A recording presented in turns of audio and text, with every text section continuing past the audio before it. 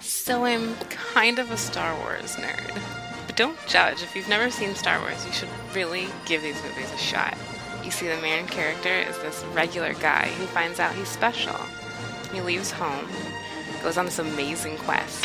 He faces all these challenges and trials, and eventually becomes a hero. Wait a second. Is it just me or have I heard this story a few times before? It turns out that many stories follow a distinct narrative pattern, and this one, the one Star Wars follows, is among the most common. It's known as the heroic journey, and it goes way back in human history. So far, in fact, that some version of this story has been found to exist in almost every culture, from ancient times to right now. One of the most classic examples of the heroic journey is Homer's Odyssey, which dates all the way back to about 800 BC. There are a lot of elements to the heroic journey, but it always follows a similar plot structure with three main stages.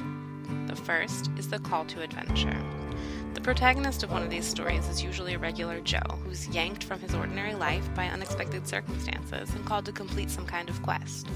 The goal of the quest can vary widely, from saving a princess to saving the world. The hero is often hesitant at first, but always comes around and leaves more or less willingly. Often we find out that the hero has been marked for greatness all along. Their birth might fulfill a prophecy, they might have been orphaned very young, or maybe they're born with some special powers they didn't even know they had until they were called to their adventure. Sometimes they have a combination of all three. The second stage is the journey itself. This is usually a literal journey, but it's often symbolic as well. The most important thing is that the hero is setting out into an unknown world. This is where the hero will prove him or herself by facing a number of challenges. These are both physical, like fighting a monster, and mental, like learning how to confront a fear. Usually the hero has allies along the way, including a wise old mentor to guide him. It helps if he has a long white beard.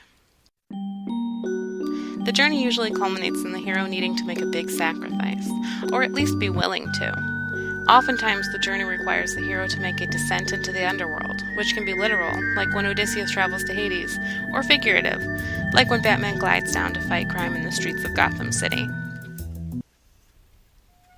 The third and final stage of the hero's journey is the return or the rebirth. Having been transformed by the trials of the journey, the hero goes through a figurative resurrection, or if the sacrifice they made was their life, a literal one. Now that the quest has been completed, the hero can return to the comfort of home. However, sometimes the events of the journey change the hero or the world so much that the idea of home is redefined. Feels strange to be going home, doesn't it? I'm not going home. Not really.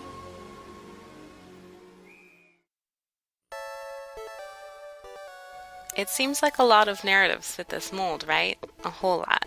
But does that mean that the authors of these narratives are plagiarizing each other? Not exactly. Stories always follow a pattern, even if it's as simple as beginning, middle, and end. The heroic journey is just an evolution of that.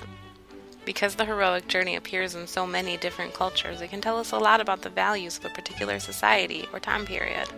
We can learn a lot by looking at what a culture believes it takes for a regular person to become a hero. Even the less direct interpretations can tell us a lot if we notice the way the author subverts the expected, and why. Nowadays, the heroic journey is the foundation of books, movies, video games, comic books, any medium that tells a story, really. What examples can you come up with? How does your example fit into the mold of the three main stages of the heroic journey? Make your own video to share.